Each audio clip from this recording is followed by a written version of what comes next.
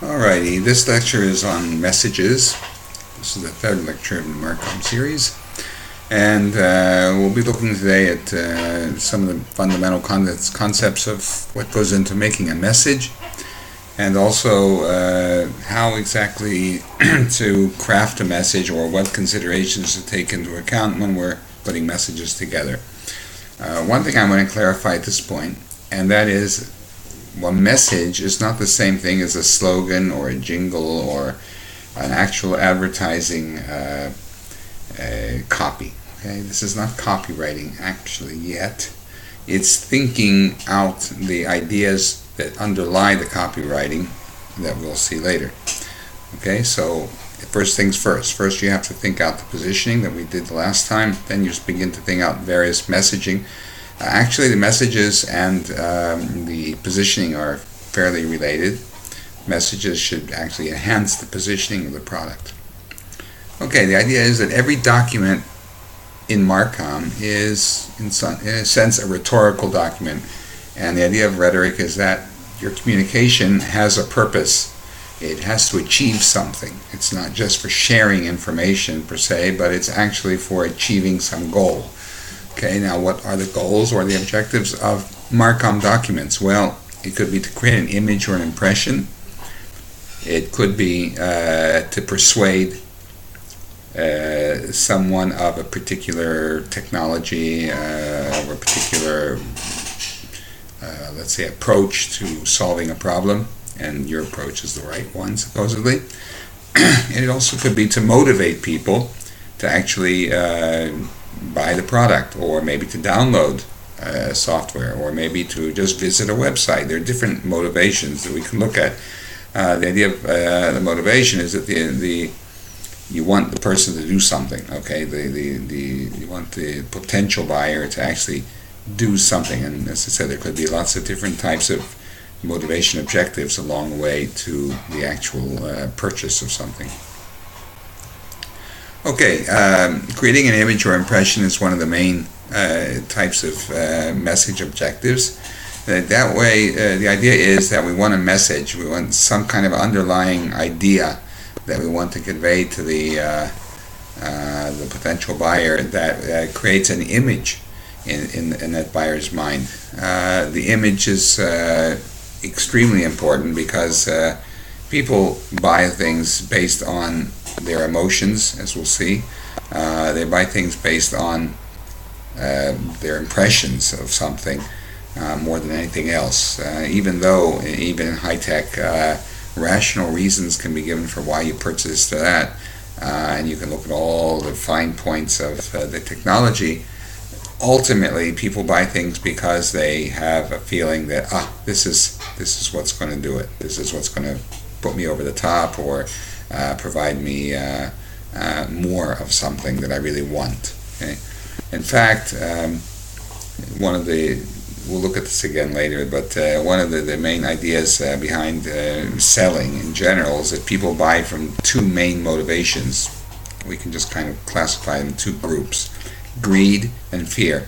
It doesn't mean, greed doesn't mean actually being a greedy person or something. It just means that you want something. Greed could include wanting prestige, wanting an easier life, wanting more money, obviously, wanting success.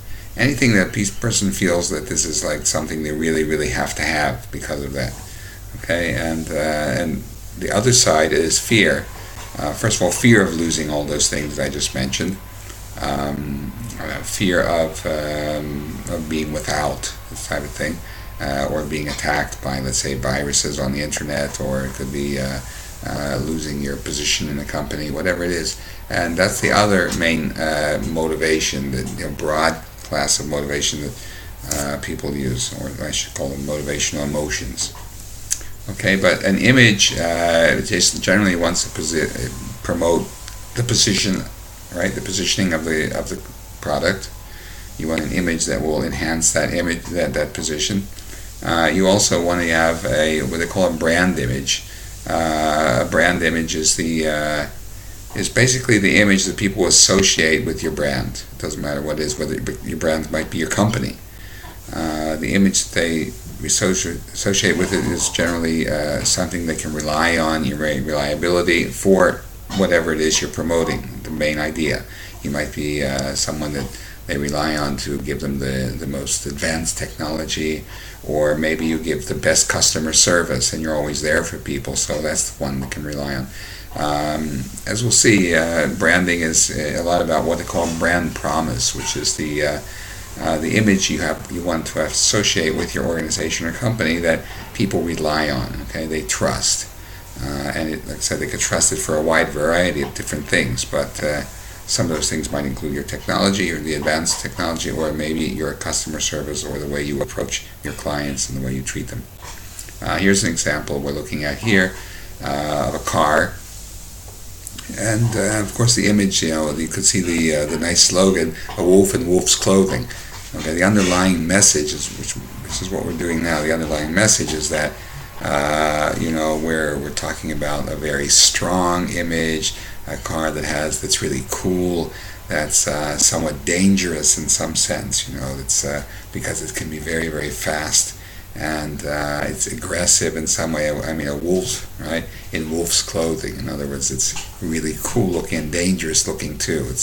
That's the idea that they want to convey. You could say in a copy, if you look at the copy, it follows that main message, the message of danger. Okay, it starts out the 2014 Cadillac CTS VQ. It's pure adrenaline on wheels. Okay, adrenaline on wheels. Now, I mean, that kind of thing, that's a special kind of image. You probably don't want that image associated with your teenager driving that thing, right? But it's something that they're trying to sell this car for, that image, the image of danger and strength and being somewhat aggressive. And it continues. From the world's fastest family of production cars comes a coup that satisfies more than just driving enthusiasts. It inspires true automotive fanatics. Okay, so you can see who they're trying to appeal to. And then they talk about performance, styling, capability, and then they talk about the engine and all that kind of stuff. Later on, they talks about it reads the road up to 1,000 times per second. The VQ is tour de force for any driving purist. So there's a certain kind of the copy is following an underlying message. The underlying message, as I said, is something that's very aggressive and a wolf, something that's dangerous and strong, that will scare everybody on the road. Seems to me that's the underlying message. And the idea is that once you think out the underlying message, and once that enhances the positioning that you want to get across, then you begin to think about the copy. Okay, so in other words, the copy that's written here about adrenaline on wheels and about this wonderful performance, and that it's for the people that are purists, driving purists and all that comes out of the underlying message. The copy should enhance and should further the message through, as we'll see later, through different kinds of metaphors and different techniques that will, in some sense, promote the message and allow it to filter into the consciousness of the reader. Okay, this is an example of brand image associating a product with a certain kind of an image that's in some sense a brand promise of now it says here, made for mankind. Okay, very unlike the last one. This one seems to be a tame car that's made for everybody and made for, it's for safety and that kind of thing. You've got luxurious 7-passenger seating. Okay, it's the idea of luxury. Somehow it can fit lots of people together. And this seems to be the main idea in this branding.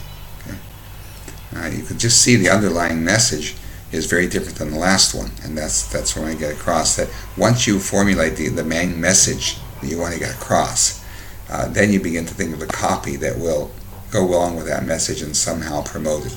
Made for mankind, it's kind of a nice slogan, and that might be